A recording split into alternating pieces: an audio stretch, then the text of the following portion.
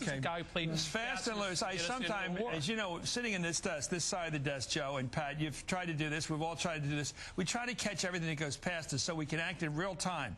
Sometimes people say things on this show so fast that they come out of left field or right field, and I don't even hear them.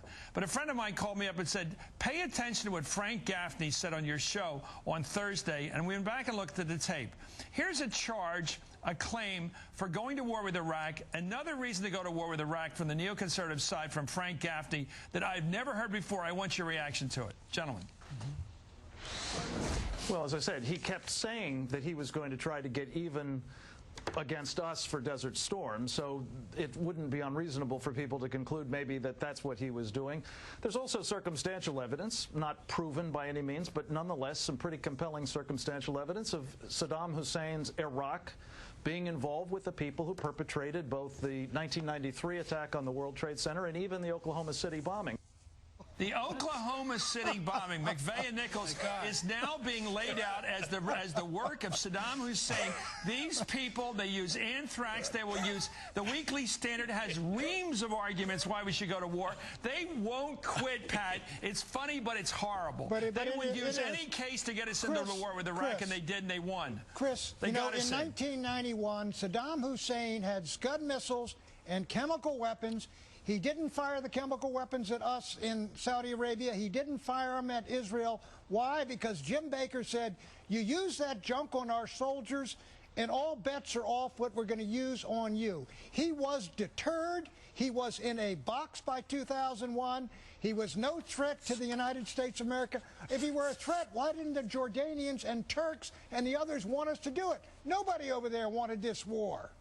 What about the charge, Joe Trippi, that Saddam Hussein should have been fought? We had to go to war in Iraq because he bombed Oklahoma City. That is so close to fringe argument, Lori Melroy stuff, nutcase stuff, I should say. I'm really sorry that the Obama administration is not fulfilling obviously, by tracking that one down. Gaffney was wretched. No, I mean, because he's a good guy, but he was reaching for the crazy stuff. They've been reaching since the beginning. That's the whole problem. I don't know where do they drink all the spending on this war, what that's caused. We're getting some of that to come back home now, too. Frank, keep working up your paper on the Oklahoma City attack by Saddam Hussein. I want the full paper on that baby. Thank you. Let's take a look at Frank Gaffney. This show always surprises me. This is the latest argument for why we really, really, really should have gone to war with Iraq. I have never heard this baby, but I heard it here.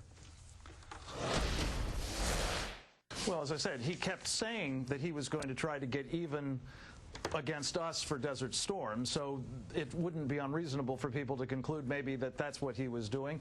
There's also circumstantial evidence, not proven by any means, but nonetheless some pretty compelling circumstantial evidence of Saddam Hussein's Iraq being involved with the people who perpetrated both the 1993 attack on the World Trade Center and even the Oklahoma City bombing.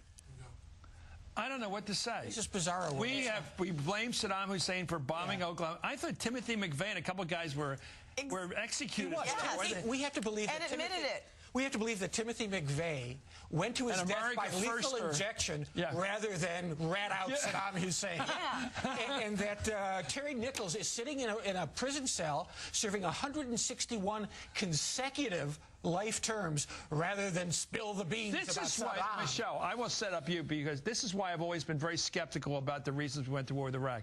Because they kept trying new ones. If they didn't if anthrax couldn't sell, they'd try to find WMD. And if that didn't sell, they'd say something about democratization or geopolitics or the road to Jerusalem. They always had a new reason. And that's why I thought if they had a really good one, they'd stick to it. Exactly. But they kept trying new ones. Well, what they had was a desire to get us to go to war with Iraq, these guys. I think probably the vast majority of the American public would agree with you, regardless of what the outcome in Iraq will eventually be. Say it for my ears to hear one more time. They would agree with me in what regard? They would. I think the vast majority of the American public would agree with you with regard to the fact that the reasons that we went to war in Iraq kept changing. It was a moving target, and many people wanted to know if the Iraqis and Saddam Hussein didn't kill us on 9/11, why are we there?